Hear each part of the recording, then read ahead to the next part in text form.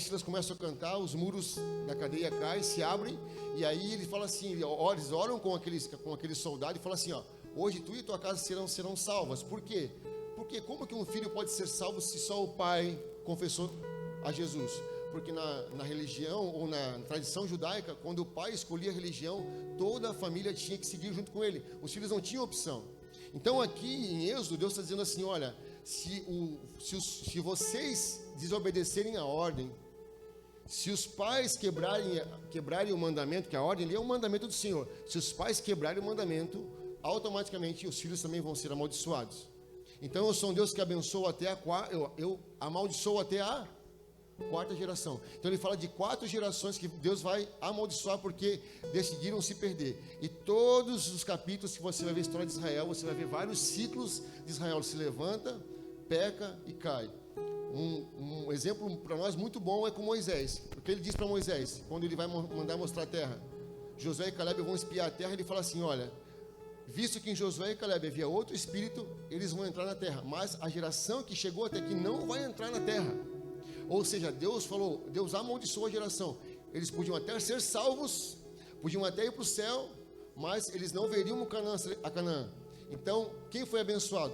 Josué e Caleb, mas a geração que o Senhor trouxe até a porta não entrou. Então aqui fica claro que Deus coloca regras e ordens que, se não forem obedecidas, uma geração pode sofrer. E Josué, com 85 anos, entra na terra, porque a geração dele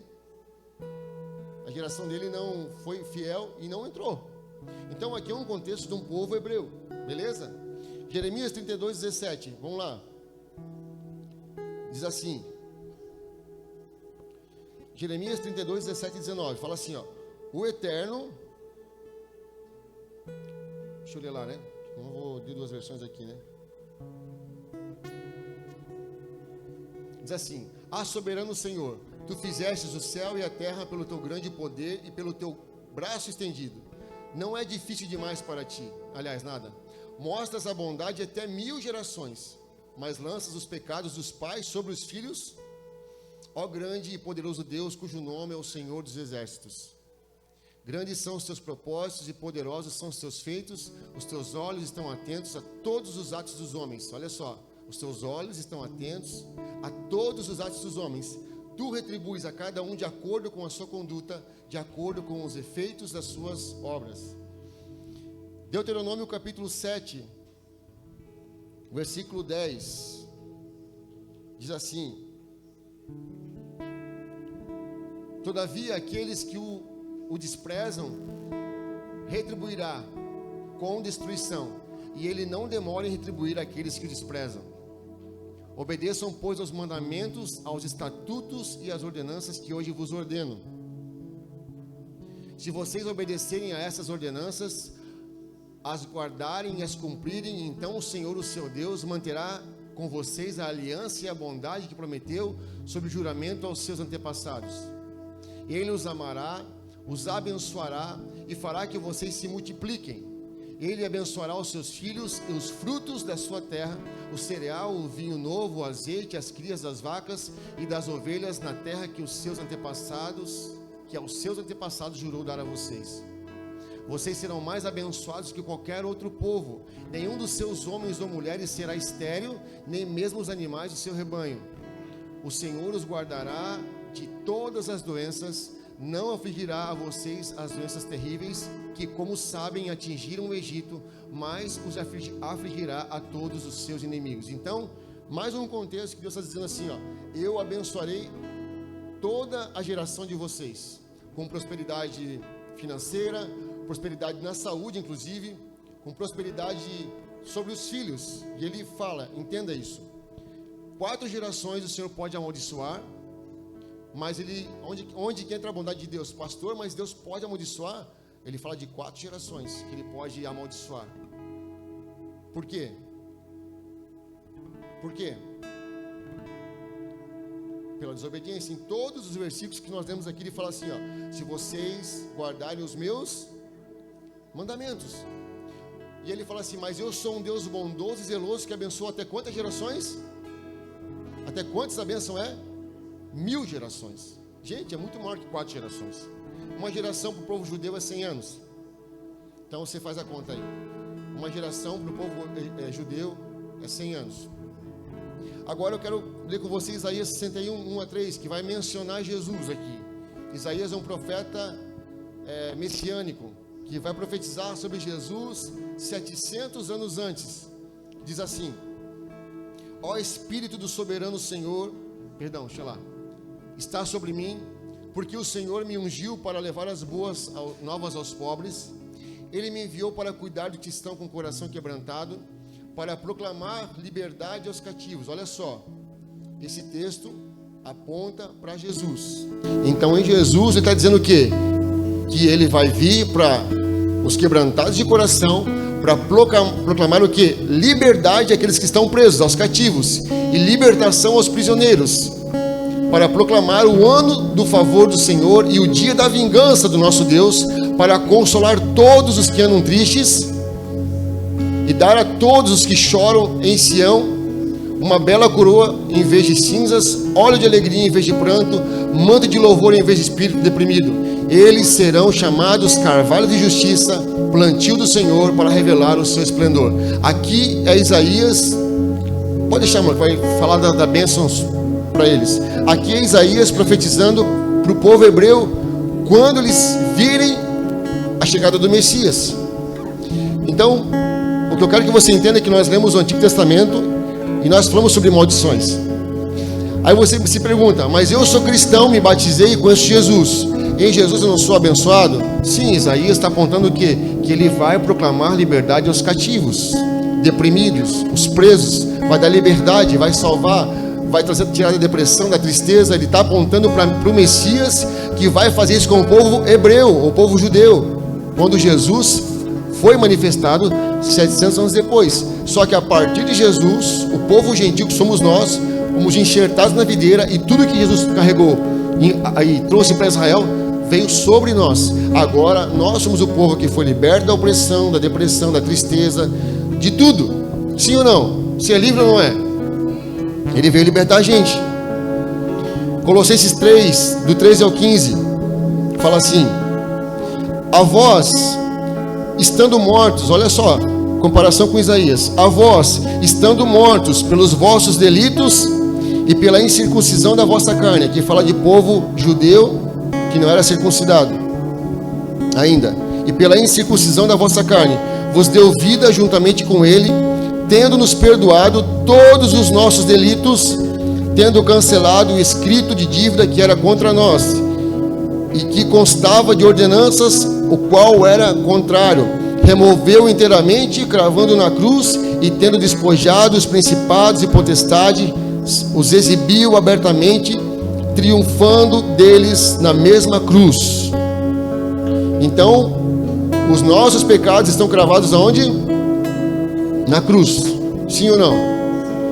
Então você está puro, renovado e está salvo. Está tudo certo. Está tudo certo. Está tudo certo. Não tem mais dor, mais sofrimento, mais tentação, mais pecado. Não tem mais que pedir perdão. Não?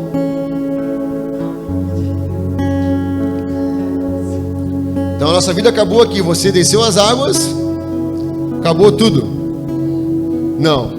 Aqui entra o que eu quero que você entenda. Porque nós falamos de maldição hereditária. E de fato a maldição hereditária, quando você pensa sobre ela, é difícil você entender, baseado no que a gente leu aqui agora. Porque nós temos uma bênção de Deus sobre nós. Agora, o que nós precisamos entender é que os processos que nós vivemos, a nossa vida diária, ela pode abrir portas, mesmo sendo cristãos. Mesmo você andando numa vida cristã, nós podemos abrir portas. E nós podemos abrir ciclos que talvez nossos filhos vão experimentar, que nós talvez nem sabemos como começou. Eu sempre uso um exemplo bem claro aqui quando eu falo com os homens. Eu digo: se você é um sacerdote da sua casa, se você é o homem que ora pela sua família, se você é aquele que tem autoridade sobre os seus filhos, se você, como sacerdote, pega o seu celular na sua casa e você assiste pornografia no seu celular, isso aqui abriu uma legalidade. Jesus já te perdoou o pecado? Já perdoou, mas você abriu uma legalidade. Você abriu uma brecha no mundo espiritual para que o diabo possa entrar e atuar. Existe uma frase que define bem: as pessoas ficam com muito medo de Satanás, mas o único poder que Satanás tem é o que você dá para ele, porque ele não pode. A palavra diz que ele anda ao meu derredor, ou procurando quem ele possa tragar. Derredor é do meu lado. A gente leu aqui no começo: os anjos do Senhor acampam ao redor de quem? E o diabo anda onde? Ao derredor. Agora, quando eu abro uma legalidade, ele entra. Quando eu abro uma brecha, ele entra. E aí que muitos cristãos falam assim: não, mas eu pedi perdão, eu me arrependi. A Bíblia fala que aquele que confessa e deixa alcançar misericórdia. Quando Davi, lá nos Salmos 51, ele vai orar e ele fala assim para Deus: Senhor, cria em mim um coração novo, me dá um coração novo. A oração de Davi de Salmos 51, ele está orando pelo pecado que ele havia cometido com Batseba. Então ele está orando arrependido do pecado que ele abriu uma brecha lá atrás com Batseba, quando ele deitou com a mulher de Urias, mandou matar Urias, botou Urias na linha de frente, engravidou a mulher dele, matou o cara e se escondeu. Davi é chamado homem segundo o coração de Deus. Mas o que aconteceu com Davi? Davi estava salvo? Estava tudo certo? Não. O profeta bateu na porta dele e falou assim: ó, Davi, vamos conversar, porque enquanto você não confessar o que você fez, você vai abrir uma porta de iniquidade para sua família e você vai sofrer uma maldição sobre a sua vida. Davi não era abençoado pelo Senhor, não era ungido pelo Senhor, mas estava amaldiçoado, porque abriu uma legalidade. E enquanto ele, eu vou ler aqui um salmo que ele fala aqui, bem interessante. E aí ele começa a falar, e daí Natan vem assim: cara, aqui tem um cara que tinha uma ovelhinha só. E vai começar a acontecer: quem que é esse cara?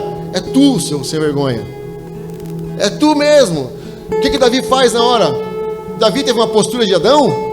Quando o Senhor chamou Adão, vamos conversar porque Eva pecou, o que Adão fez? O que Adão fez? E falou o que para Deus? Ele assumiu o erro. Ele falou assim: Deus, a mulher que tu me deu que é culpada. Aí eu falei: tu culpou a mulher que eu te dei? Pois agora você vai sofrer a consequência do pecado. E até hoje a maldição de Adão está sobre nós. Temos que trabalhar, sentimos a dor, até que podemos esperar a volta de Jesus e tudo seja restaurado. Mas até hoje a gente sente no lombo a dor da consequência de um pecado. E assim foi com Davi. Davi estava ali, foi ali, e ele falou assim: cara, enquanto você não confessar. E quando ele descobriu e entendeu que o pecado era dele, ele se lançou ao chão e falou: cara, eu pequei. Cara, essa passagem é tremenda. Pequei contra ti somente pequei. Ele não fez como Adão, que acusou a mulher, acusou Deus, falou assim: eu pequei contra ti. E ele se arrependeu dos seus pecados. E a consequência foi que o filho dele morreu. Davi entrou num jejum de 7 dias, se não me engano, pedindo a Deus para que o filho não morresse. O filho que ele tinha com Batseba. E Deus falou assim: ó, vai custar o teu filho, vai ter consequência no teu reino. As tuas mãos estão sujas de sangue. Davi não construiu a casa para o Senhor que ele queria construir. Quem construiu foi Salomão. Davi não viu o filho crescer, um menino que era para ele uma bênção. O filho, entenda, para o homem nascer um menino era uma bênção. E Deus tirou a bênção dele, que era um menino, matou o menino. Quando a gente anda em desobediência, nós atraímos para nós legalidades. Nós abrimos ciclos em nossas vidas.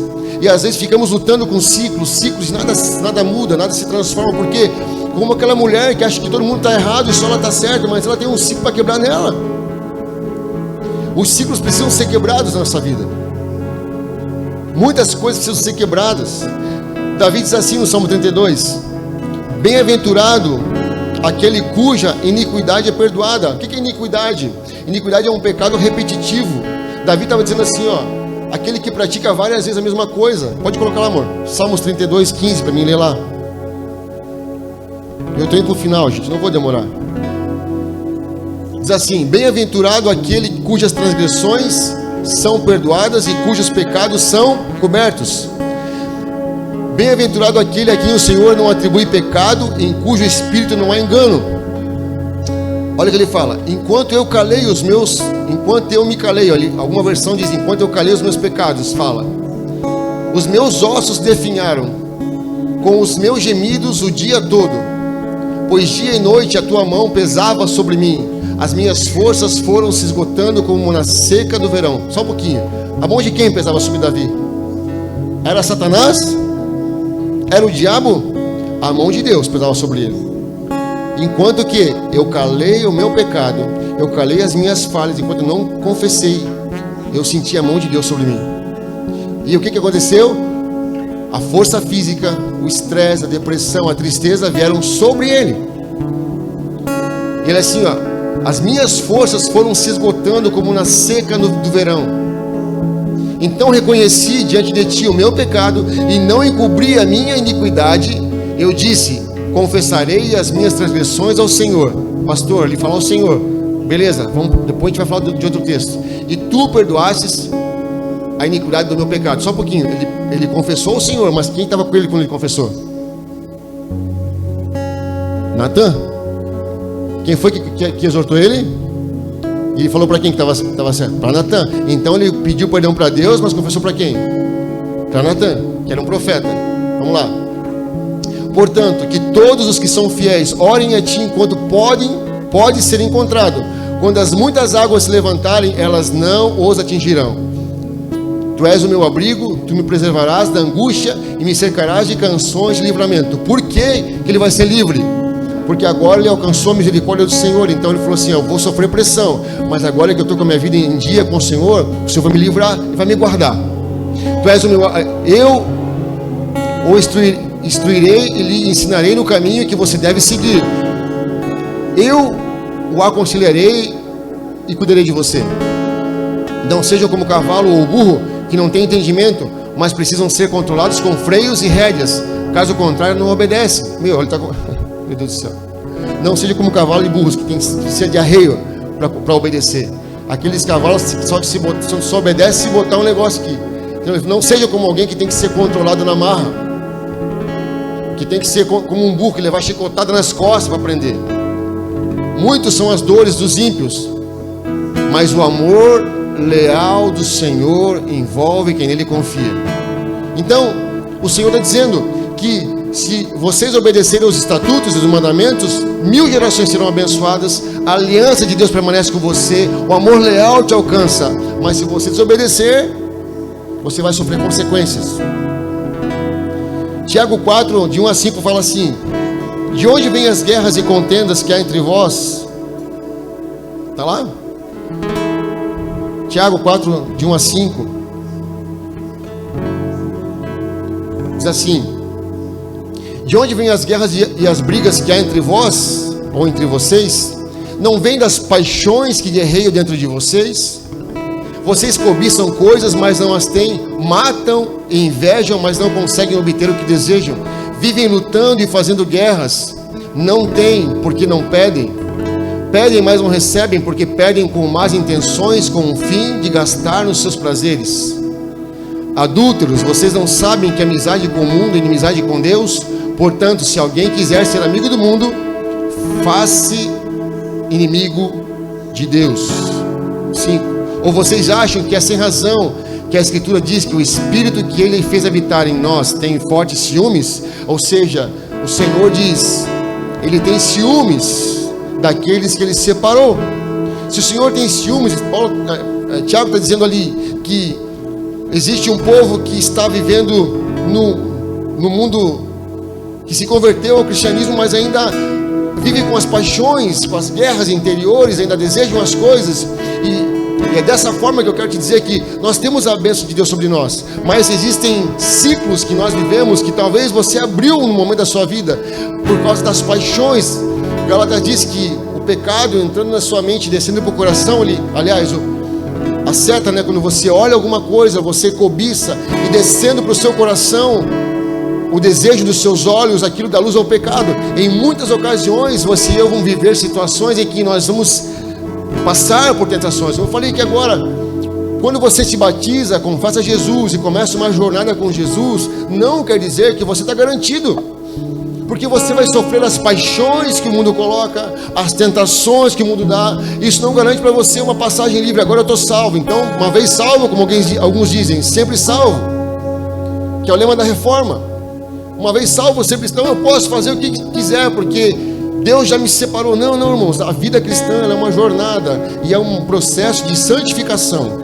A Bíblia diz em Hebreus que sem santidade ninguém verá o Senhor. Então, quando você se batiza dessas águas, aceita Jesus, você ainda começa um processo de santificação.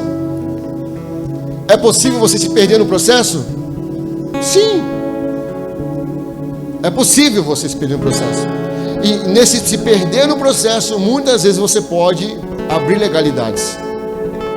E aí, quando eu falei, você começa a quebrar maldições ou legalidades que se abriram para você. Eu estava falando com uma pessoa semana, ela falou assim: eu fui pagar meu documento do meu carro e o documento não aparecia para mim. Eu paguei o documento, mas não aparecia para mim o meu documento novo que eu tinha pago. Engraçado, não aparecia ali na minha documentação. E eu falei, aí ele falou assim, mas aí depois eu lembrei que eu tinha uma multa para pagar. Então o Estado não emite para mim um documento novo enquanto eu não pagar a multa antiga. E no mundo real e no mundo espiritual é assim. Ele pagou ou não pagou? Jesus não pagou a conta, mas se tiver coisas escondidas,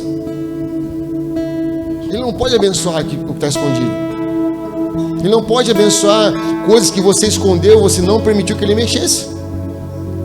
Então, quando falamos de paternidade, quando falamos na semana passada sobre paternidade, falamos sobre andarmos num lugar onde nós, como pais hoje, que fomos instruídos falamos aqui na quarta-feira no nosso GPS, sobre andarmos em lugares em que talvez abrimos brechas na caminhada, quando nós ofendemos nossos filhos como pais, quando nós quando nós talvez vivemos ciclos em nossa vida que nós não discernimos direito. Eu lembro que eu comentava um dia lá em casa, no começo da vida da Isabela, sempre conto isso dela, né?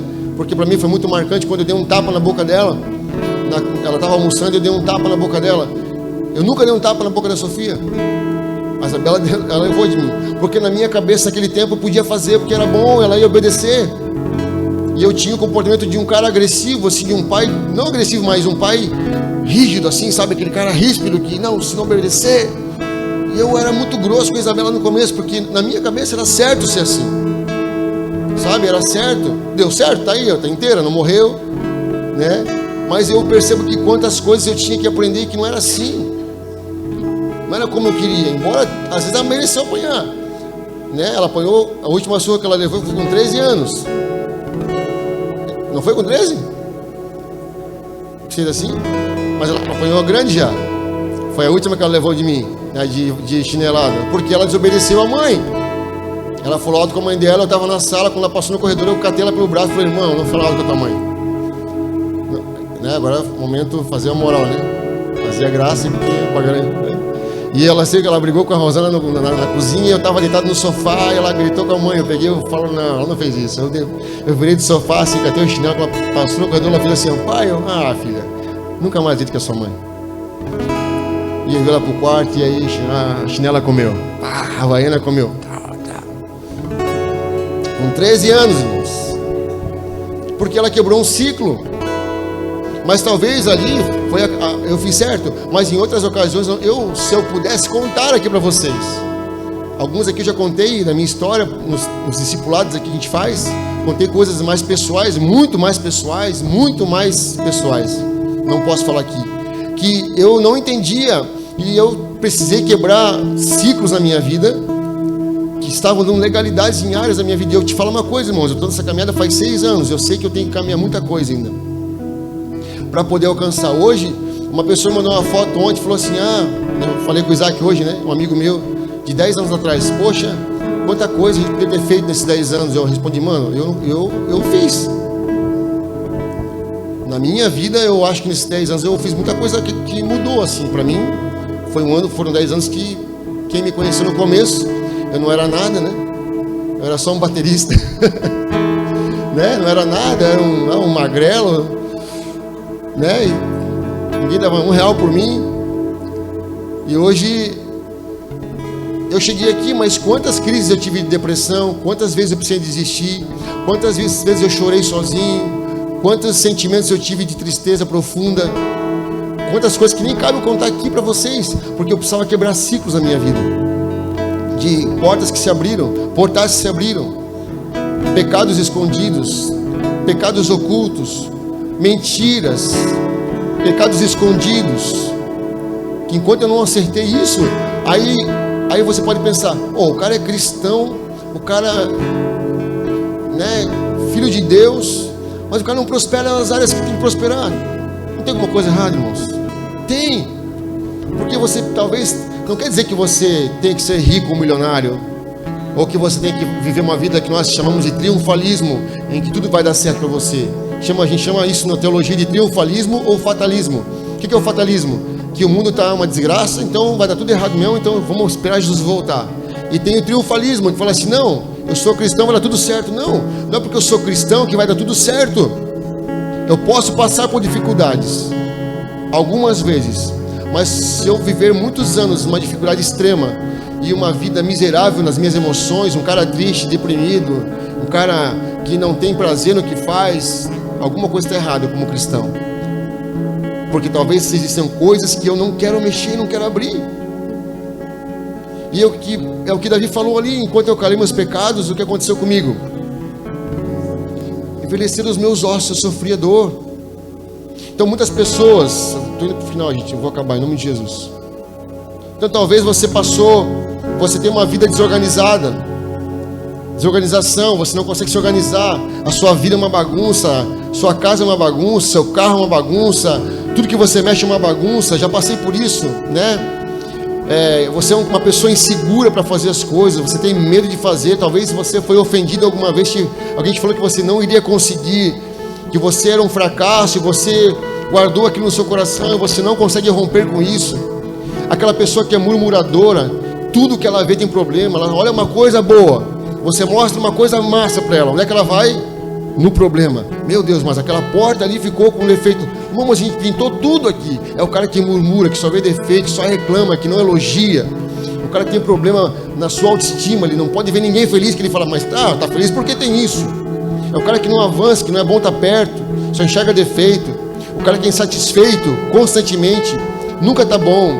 A igreja não é boa, o pastor não é bom, o som não é bom, o discipulado não é bom, nada é bom para ele. O trabalho não é bom, a cidade não é boa, o carro não é bom, o emprego não é bom, tudo é ruim pro cara. É um cara que vive insatisfeito constantemente, cara. Sabe, aquele cara que é insubordinado, não obedece a ninguém, não gosta de prestar conta para ninguém, não gosta de sentar no discipulado e contar a sua vida, não abre o seu coração, não presta conta para ninguém, não fala o que está passando. Tem gente que é assim, tem gente que não gosta de prestar conta, não quer falar, não quer abrir mão. E quando fala, eu já fui discipulado, gente, que quando eu fui fazer o discipulado, o cara queria me discipular. Eu falei, irmão, é tu, não é eu. Porque não consegue abrir o coração, não tem, é um sentimento de não vou me submeter, não vou obedecer, não vou ver o conselho, não pede conselho, não quer fazer.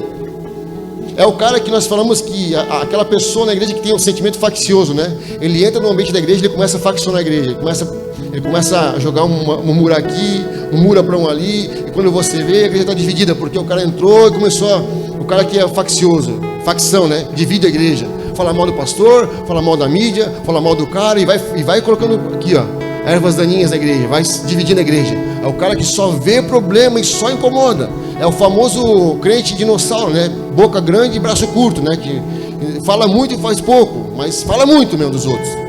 Só vê dificuldade, né? Não faz nada na igreja, mas ele vê problema e ele não consegue contribuir, ele não consegue olhar a cara, não consegue ver assim, ó. Ele vê uma dificuldade, ele pensa eu posso ser a solução, mas se eu for a solução, não vai aparecer o problema. Então eu vou ser o cara que vai apontar o problema. Viu, não tem água no bebedouro, mas eu não podia ir lá buscar água. Ó, o pastor deixou, o diácono não buscou água. Meu Deus, o banheiro está sujo. Irmão, tira o lixo. Mas é o cara que é um faccioso, ele quer ver o negócio acontecer, ele quer botar pilha, ele quer fazer o negócio só ver problema, cara. É o cara que tem uma autoestima baixa, alguma coisa aconteceu com ele, é um cara que não é amado por Deus, ele não se sente amado por Deus, é um cara mal amado, sabe? Meu Deus, tem que acabar essa pregação logo, em nome de Jesus. Até às 9, né? É o cara que tem uma dependência emocional, que escraviza os outros, sabe? O cara que ele quer sempre ser elogiado, sempre ser elogiado. Então ele é um cara dependente emocional das pessoas. Ele tem que estar sempre paparicando ele, tem que lembrar ele em tudo que vai mencionar. Se esqueceu de mencionar ele no negócio, ele já fica triste. Ele quer ser sempre lembrado. É um cara que tem problema de autoestima. Ele quer ser sempre o cara reconhecido em tudo. Se esquecer dele, o mundo acabou. Meu Deus, esqueceram de mim. Sabe, porque o mundo vai acabar. Porque problema de autoestima não foi afirmado, talvez. Talvez um pai não afirmou, uma mãe não afirmou. Então ele cresceu com aquele sentimento que tudo que ele faz é errado. Ele não se sente um cara amado por Deus, porque o pai não ama ele, porque o pai não valorizou. E ele cresceu com aquelas autoestima baixa, sabe? Porque ele não conseguiu sentir o amor do pai ou da mãe. Aí ele acha que Deus não ama ele. Eu passei por isso, irmãos. Em 2009, quando eu entrei numa crise lá na minha vida, eu disse: Deus não me ama, Deus não quer saber de mim. Deus não quer saber de mim, porque Deus, tudo que os outros vão fazer, eu sou o último da fila, que acontece, tudo que vai acontecer na vida, eu sou o último a ser abençoado, Jesus, porque quando chega a minha vez, o negócio fecha. E aconteceu mesmo. Quando chegar na minha vez, um dia eu fui fazer um trabalho no Porto, aí cheguei lá e disse assim, entrei e me chamaram para trabalhar em 98, perdão. Aí eu fui trabalhar no Porto, daí o cara,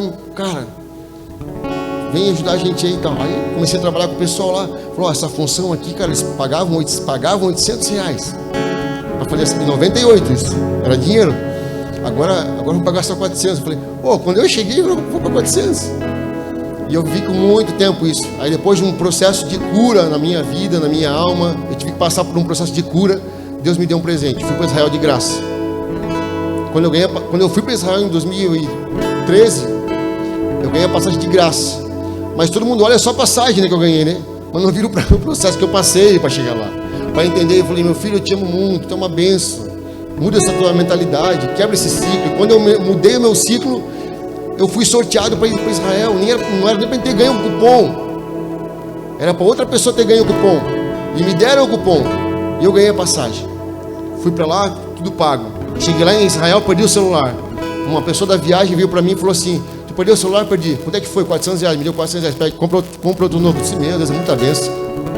Ganhei 400 reais na mão, cheguei aqui, comprei outro celular. Então, mas essa mentalidade em mim teve que mudar. Porque eu era um cara que achava que nada estava certo, era um cara ranzinza, um cara chateado, era triste, depressivo, queria morrer às vezes, queria que o mundo acabasse, eu não presto para nada, tudo que eu faço está errado. Começava e não terminava. Procrastinador, sabe, nunca terminava nada. Me achava incapaz de fazer as coisas. Então a Bíblia fala, mas isso é maldição? Não, são portais abertos.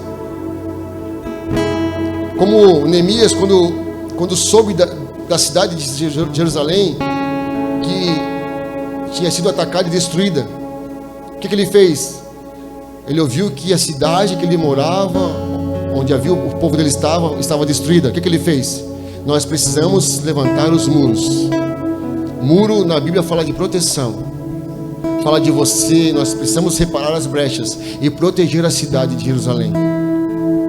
E eu falo muito que a nossa mente, uma vez o pastor Tiago Brunet falou uma coisa muito interessante.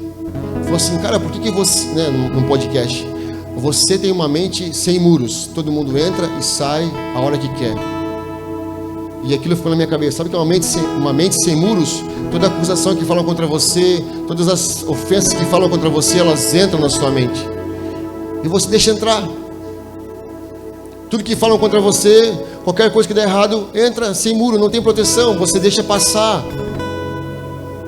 Sabe, você pode ouvir uma palavra profética hoje aqui e tal, chegou ali e falou alguém do seu contrário, você deixou passar, você esqueceu a bênção e ficou com a maldição na cabeça. Olha, eu ouvi 10 palavras boas, eu estava com uma roupa bonita hoje, meu tênis é novo, mas alguém falou que meu cabelo tá ruim. Meu Deus, meu cabelo tá... Porque todo mundo entra na sua cabeça, cabelo, né? Todo mundo entra aqui e sai.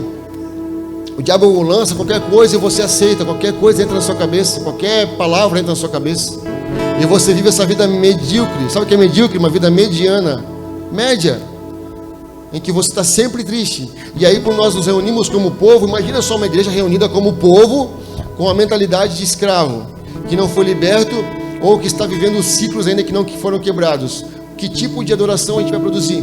Que tipo de louvor eu vou produzir? Se sentamos aqui para louvar o Senhor, mas na verdade nosso coração está assim, ó, eu não mereço, eu não... Como que você vai produzir uma adoração para o seu Deus? Se você está dizendo para ele assim, ó, eu não sou digno, eu não consigo fazer, o Senhor não me abençoa. Como que um pai vai receber a adoração de um filho, se no coração do filho ele está dizendo assim, ó, Deus não me conhece, Deus não sabe quem eu sou, Deus não me deu, Deus não fez. Duas coisas podem acontecer com você: ou você tem pecados ocultos que você não confessou, ou você não sente filho. E aí você pode ver um ciclo que você fica como aquela mulher, sabe, um loop que não acaba nunca. Você se levanta e você cai, levanta e cai, levanta e cai, e você não consegue romper para aquilo que Deus levantou você para ser. Usando o exemplo da minha esposa no hospital, um paralelo interessante, porque naquele hospital, naquele corredor, havia uma mulher que era uma prostituta, uma ex-prostituta, e no outro lado havia um médico. Só que o que aconteceu? Aquela mulher, ela queria tanto ser alcançada pela graça e o amor de Deus, ela queria sentir tanto o amor de Deus, que ela fez uma oração da fé. E é bem possível que aquela mulher tenha sido salva ali, morrido no outro dia, foi salva. Nós atravessamos o corredor, entramos na sala do médico, começamos a conversar com ele sobre Jesus. O papo começou assim: eu não quero que os meus filhos tenham filhos, porque da forma como o mundo está, não vale a pena. Aí eu falei, aí tocou em filho, e minha esposa falou, não, pera, o senhor não quer, peraí, o senhor não quer que os seus filhos tenham filhos? Bom, esse mundo como está, e começamos a conversar com ele, e começou a citar a Bíblia, mas a Bíblia fala em Mateus. Aí eu falei, o bicho conhece a palavra, porque ai da grávida. Eu falei, ai da grávida, tudo bem. E começamos a conversar, e aí falamos de anticristo, e um monte de coisa. Eu falei, aí no final conversamos várias coisas ali.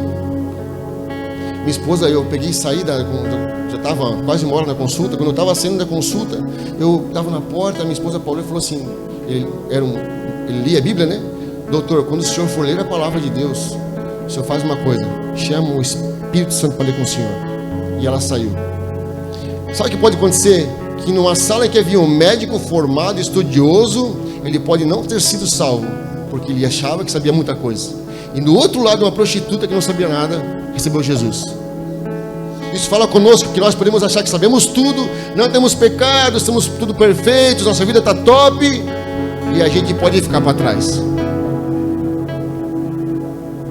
Porque nós não vamos reconhecer que nós não merecemos, mas a graça nos alcançou, mediante a confissão de pecados, um coração quebrantado. Ele falou ali, eu vim atrás de corações quebrantados e contritos. Um coração quebrantado e contrito Deus não rejeita. Agora eu posso ser um cara que conheço muito a Bíblia, sei muito de vários textos, vários autores, mas o meu coração é duro, não me dobro, não peço perdão, não reconheço que tenho coisas para quebrar, não reconheço que tenho que viver um processo para Deus me restaurar. Não quero fazer remissão, sacerdócio, discipulado, não quero vir para a célula, não quero vir para nada. Tudo bem, vá assim, continue com o coração duro. Eu não preciso de pastor, de liderança, de igreja, de ninguém. Eu sei viver a minha vida sozinho, então viva sozinho, mas vá para o inferno com muitos. Porque é assim que vai ser. Agora, quando a gente se submete ao processo, cara, de quebrar ciclos. Quebrar ciclos, irmãos, é um discipulado que você faz com alguém. Sabe, eu não quero... Parece que quando a gente fala assim, quebrar ciclos e maldição, parece que são coisas gigantescas. Mas não é. Porque a vida diária, o cotidiano, o discipulado, a confissão, uma conversa com seu pai na sua casa, uma conversa aberta, talvez coisas que você tem para liberar perdão, para pedir perdão, uma conversa com o seu discipulador, com o seu pastor, com o seu líder de célula, alguém que você possa, talvez vai te ajudar, vai ser mais fácil você poder abrir o seu coração, e você vai sendo curado aos poucos, sabe? Porque a gente acha que é um passe de mágica, sabe? Deus falar e resolveu tudo. Talvez Deus coloque a mão e te cure de uma vez só, e você vai ver uma vida plena, rápido, mas talvez seja um processo. Quando Paulo teve a visão no caminho de Damasco, muitos não citam sobre isso. Sabe quanto tempo Paulo demorou para começar o ministério dele? 10 anos. Paulo ele teve a conversão, teve o impacto da visão dos céus, mas ele não começou o ministério automaticamente. Paulo foi para o Egito, ficou lá 10 anos esperando para começar o ministério dele, porque ele sabia que se ele começasse amanhã a pregar o evangelho, o próprio povo cristão ia matar ele, porque ele perseguia cristãos. Então Paulo passou um processo de 10 anos esperando para começar, porque tinha que tirar as coisas erradas do seu coração. Se permitir ser discipulado por alguém, se permitir vir por uma célula, abrir o coração numa célula, abrir o seu coração para tirar a sua vida, ser abençoado pelo outro irmão.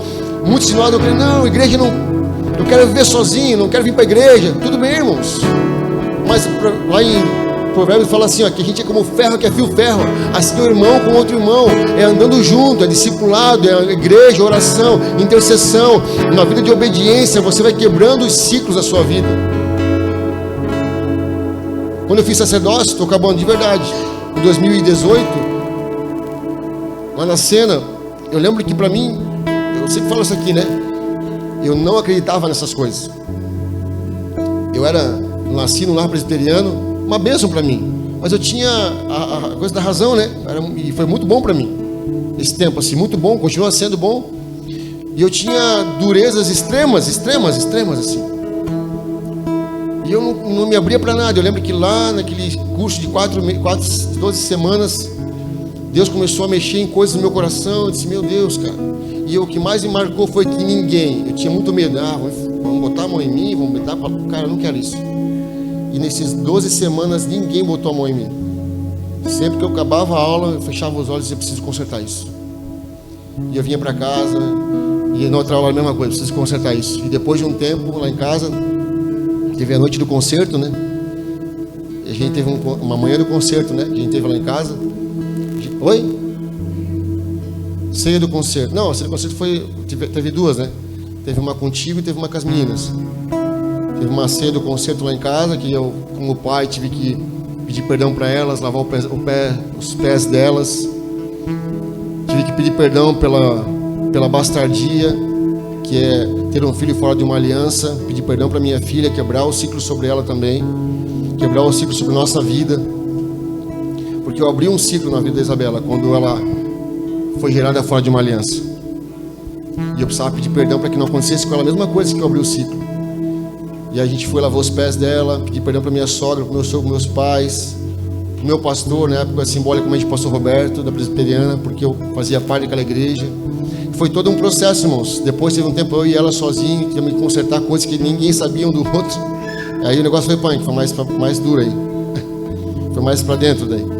Coisa de 12 anos ao culto, que ninguém sabia, que íamos confessar um para o outro. Mas eu sempre falo para as pessoas, alguém mandou você fazer? Ninguém mandou você fazer, eu entendi. Porque não tem, aqui ninguém está mandando você fazer nada. E aí onde fica pesado, eu vou ter que, não, irmãos, é o Espírito Santo, você precisa sondar. Lá em Coríntios 11 fala, examine-se pois o homem a si mesmo, é um exame pessoal, para deixar Deus quebrar o seu coração, o seu interior, e você ser transformado por isso. Então eu acredito que você nessa noite entendeu que, pastor, você não precisa ter esse medo da maldição hereditária. Talvez isso nem exista mesmo, mas existem legalidades que você pode abrir. E se você abriu legalidades, você precisa fechar as legalidades. Você precisa fechar as brechas espirituais, para que os seus filhos sejam abençoados, para que a sua casa seja próspera, para que você possa colher coisas boas. E eu vou te dizer uma coisa de coração, se você de fato está com o seu coração aberto, eu tenho certeza que o Espírito Santo vai dizer para você, cara, você precisa corrigir isso. Você vai ouvir uma voz da sua mente, você vai saber a voz, você precisa corrigir isso. E tem uma coisa difícil, que sempre acontece, quando a gente ouve a voz e a gente não obedece, a gente endurece o coração. E aí o que ele fala em Tiago? Aquele depois que ouve a voz, mas endurece o coração e não obedece. Existem duas passagens que te falam, aquele que ouve e endurece o coração, não obedece, é como aquele que fez sua casa sobre areia, construiu um castelo muito bonito, mas na verdade quando tiver tudo pronto, o primeiro vento que der vai cair, porque não estabeleceu na verdade. Não quer dizer que não tenham problemas. Eu com a minha esposa estamos vivendo o jardim do Éden? Não, estamos vivendo a condenação ainda do pecado. Temos dificuldades sim, irmãos, problemas. Às vezes o negócio pega lá em casa, irmão, o negócio fica feio lá em casa, sabe? Né, Bela? Bela sabia, mas a gente anda, cara, a gente avança, porque nós nos submetemos a andar no processo. E nós queremos que não só a nossa geração seja abençoada, a minha vida seja abençoada, mas eu quero que as nossas filhas sejam abençoadas e, consequentemente, a igreja seja abençoada e todos que estão caminhando juntos sejam abençoados. E a gente não pode estabelecer nada sobre a mentira ou uma vida travada emocionalmente. E eu sei que isso aqui não é nada antibíblico e nada extraordinário. Está aqui. Tiago 5 vai falar sobre as confessar as suas. Coloca para mim, amor, para acabar com esse versículo para a gente orar. Nós temos aqui um combinado aqui que o culto tem que acabar às 9, né? Das 7 às 9. Eu vou orar para a gente encerrar. Tiago 5 diz assim, ó. Para quem anda em discipulado, ouve muito esse versículo. Ouçam agora vocês ricos, chorem e lamentem-se por causa das desgraças que virão sobre vocês. A riqueza de vocês apodreceu. Isso é meu? Nossa, acabar com esse versículo triste, aí tu não vai me matar aí. Tiago 5,16, amor. Isso. Lá, ó. Portanto, confessem seus pecados uns aos outros e orem uns pelos outros para serem o quê? Ali fala de ser salvo. Eu confesso para ser salvo? Não, eu confesso para ser curado.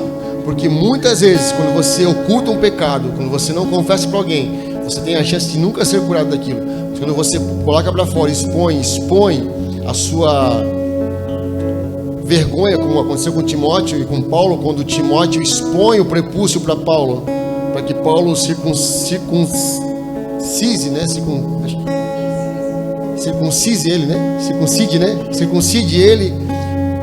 Timóteo era um jovem de 21 anos de idade. Posso estar enganado, se eu me perdoe que está gravando, né? Mas era algo assim. E Timóteo expõe o seu órgão sexual para fora, para que Paulo pegasse uma lâmina de faca e cortasse o prepúcio de Timóteo. Todo judeu tinha que ser circuncidado. Ao 8º dia de vida era circuncidado. E Timóteo não era judeu, ele era filho de pai grego. A mãe e a avó eram judias, mas o seu pai era grego. Então o pai não circuncidou ele. E para que ele pudesse pregar para os judeus, Paulo falou assim: nós temos que, tu tem que chegar lá no meio dos caras com autoridade. Fala de autoridade, você tem que entrar lá com autoridade. Então, para você falar que você é judeu, tem que falar que é circuncidado, tem que cortar o prepúcio. Então Paulo fala: é para ter autoridade? É para mim andar em autoridade? Eu posso só pregar, mas eu posso pregar em autoridade. Não, tu vai pregar em então pode. Eu vou expor a minha vergonha para que eu tenha autoridade. E aí Timóteo expõe o seu órgão sexual. Paulo pega uma pedra navalhada e corta o prepúcio de Timóteo. Agora Timóteo tem autoridade, mas ele foi marcado para ter autoridade. Então ele fala assim: então, portanto, confessem os seus pecados uns aos outros e orem uns pelos outros para serem curados. A oração de um justo é poderosa e eficaz. Amém? Vamos orar. Vamos fechar os seus olhos. Isabela, vem cá para a gente fazer um louvorzinho, cantar uma canção enquanto eu vou orar. Eu não vou chamar você à frente hoje.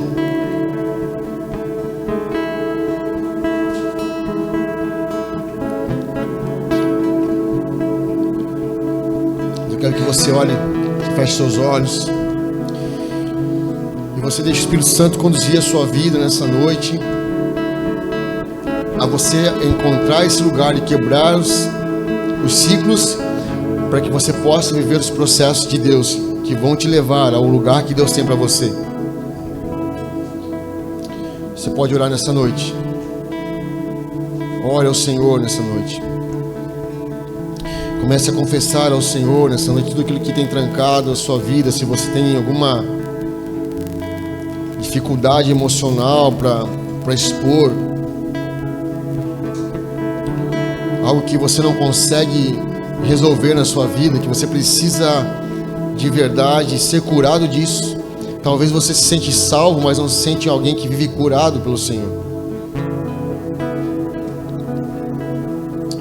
Sim, Jesus. Oramos, Pai, nessa noite, Jesus. Espírito de cura nessa noite, de restauração, Jesus. Te pedimos, Jesus, restaura-nos, Jesus. Restaura-nos, Jesus. Sim, Jesus.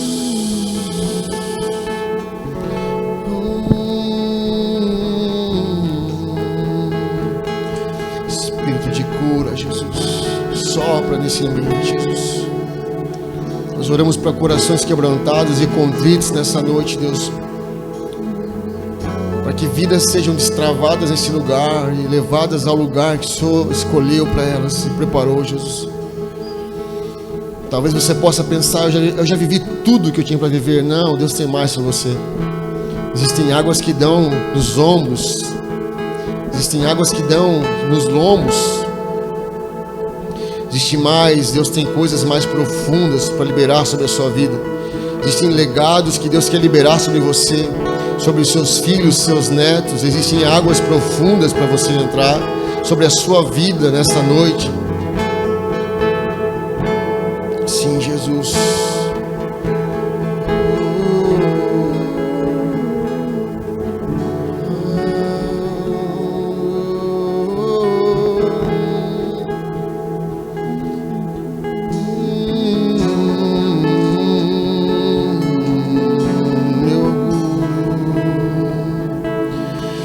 Meu orgulho me tirou do jardim. Sua humildade colocou o jardim em mim. E se eu vendesse tudo que tenho, em troca do amor eu falharia.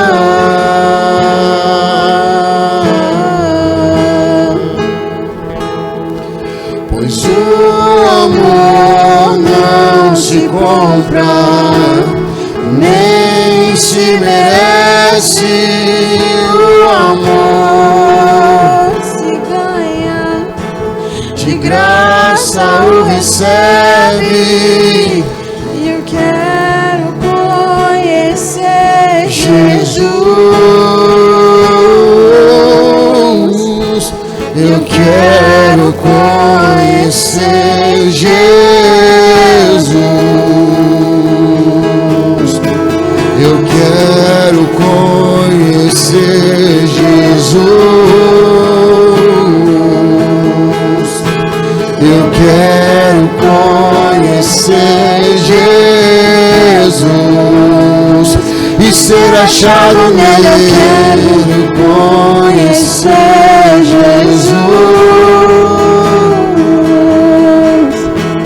Eu quero conhecer Jesus. Eu quero conhecer. Ser achado nele. Eu quero conhecer Jesus. Eu quero conhecer Jesus. O meu Amado é o mais belo entre milhares e milhares. O meu amado é o mais belo entre milhares e milhares. O meu amado é o mais belo entre milhares e milhares. O meu amado é o mais belo. milhares e milhares. Sabe uma coisa, irmãos? Quando o Senhor fala para Judas que na mesa da ceia, o Senhor fala assim: alguém aqui no meio dos meus discípulos, alguém que caminha comigo vai me trair. E Judas ouve essa palavra e depois você sabe o que aconteceu. Judas sai dali e Judas estava sentado à mesa com Jesus. E Judas traiu Jesus, entregou Jesus para ser morto.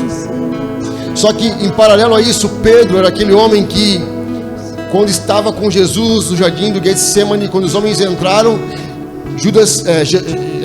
Pedro pega aquela faca e ele corta a orelha de Malco.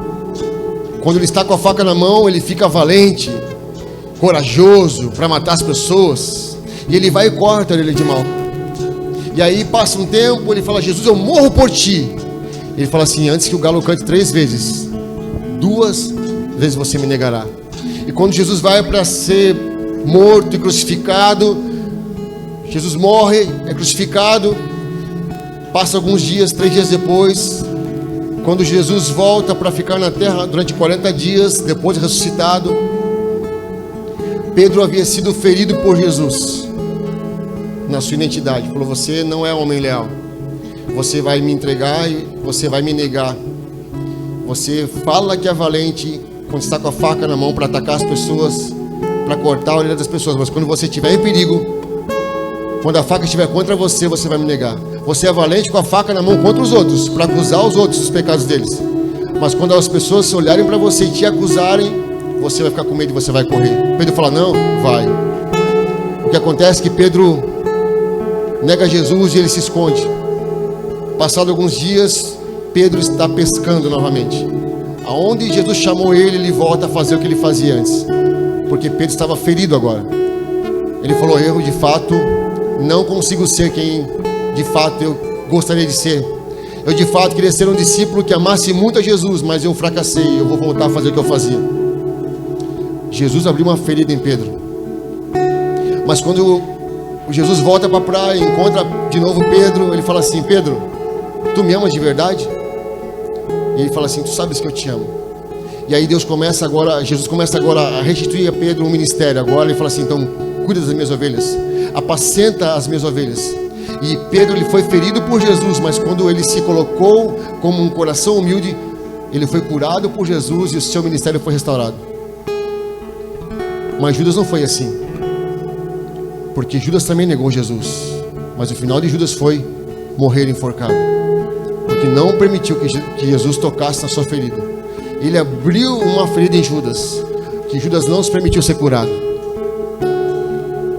Talvez nessa noite o Senhor esteja abrindo feridas em você, e que se você não permitir que Ele toque na ferida e restaure aquilo que está ferido, e te restaure o seu ministério, o seu chamado, o seu propósito, talvez você vai viver uma vida de fracasso, que você não vai conseguir confiar no Senhor.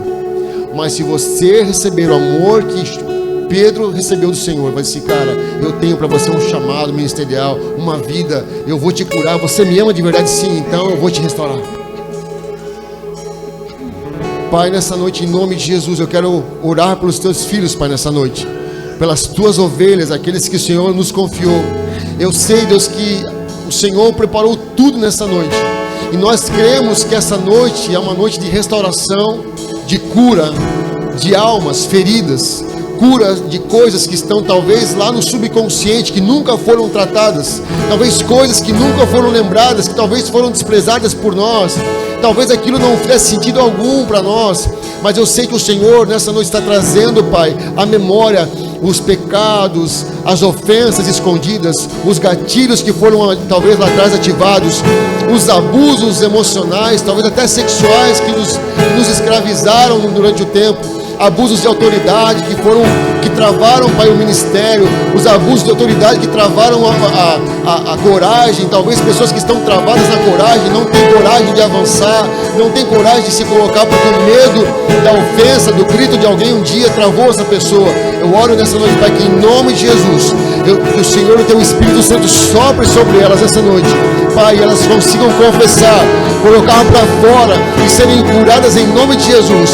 Eu acredito e creio, Pai, na ação do Teu Espírito Santo, no amor de Deus derramado em nossos corações, para uma paternidade do Senhor curada sobre eles, ó Pai, que eles se sintam amados e não se escondam atrás de uma religiosidade, de uma vida ativa, talvez, de uma vida bem sucedida, ou de qualquer outra coisa que seja apenas uma capa, mas que eles possam ter uma vida, Pai, transparente perante o Senhor, aquele que sonda corações, aquele que quer um coração quebrantado e contrito, Deus.